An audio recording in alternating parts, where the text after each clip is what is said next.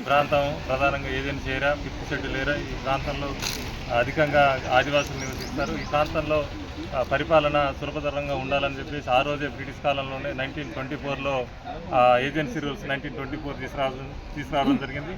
దాని ప్రకారం ఈ ప్రాంతంలో రెవెన్యూ కోర్ట్స్ ఈరోజు వరకు నడుస్తున్నాయి. అందులో భాగంగా 30 సంవత్సరాల క్రితం ఈ ప్రాంతంలో ఆర్డీఓలకి అధికారులు ఇవ్వడం జరిగింది. ఆర్డీఓలకి పనిభారం అధిక ఒత్తిడి వల్ల వాళ్ళు ఈ కేసులు విచారణ చేసే పరిస్థితి లేనందున ప్రత్యేకంగా ఈ ప్రాంతంలో ఉమ్మడి ఆంధ్రప్రదేశ్ రాష్ట్రంలో 1990లో మొబైల్ కోర్ట్స్ వ్యవస్థను తీసుకురావడం జరిగింది. దీని ప్రకారం ప్రత్యేకంగా మొబైల్ కోర్టులో అనేక సివిల్ దావాలు విచారణ జరుగుతుండేవి.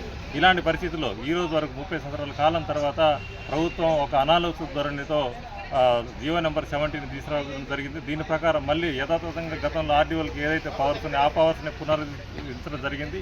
దీనివల్ల ఈ ప్రాంతంలో గిరిజనేతర ప్రజానికానికి తీరని అన్యాయం జరుగుతుంది. సత్వర న్యాయానికి దూరం చేసే పరిస్థితి ఉంది. కాబట్టి ప్రభుత్వం ఖచ్చితంగా ఈ విషయంలో పునరాలోచన చేయాలా.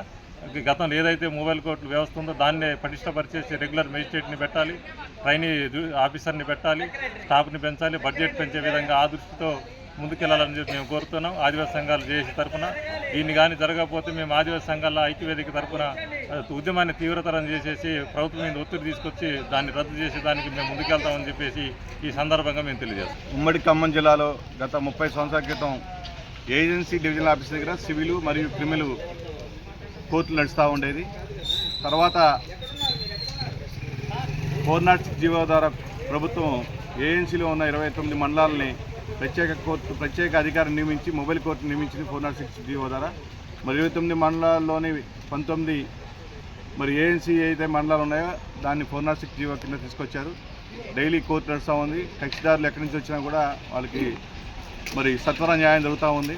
ఇప్పుడు ప్రభుత్వం అనాలోచిత చర్య వల్ల ఈరోజు 406 జీవోని రద్దు చేసి 70 జీవో ద్వారా మరి మొబైల్ కోర్టుని రద్దు చేసి మళ్ళా పాత కాలం అంటే గతంలో ఏదైతే బ్రిటిష్ పాలనలో ఏదైతే జరిగిందో అంటే వాళ్ళ దగ్గర ఉదయం పూట కోర్టు ఉదయం పూట నడుపుతామని డేట్ పెడతారు. ఈలోపు మంత్రి గారు ఒక ఎమ్మెల్యేనో ఒక ఎమ్మెల్సీనో వచ్చి పర్యటనకు వస్తే వారితోటి వెళ్లాల్సిన కార్యక్రమాలు ఉంటాయి.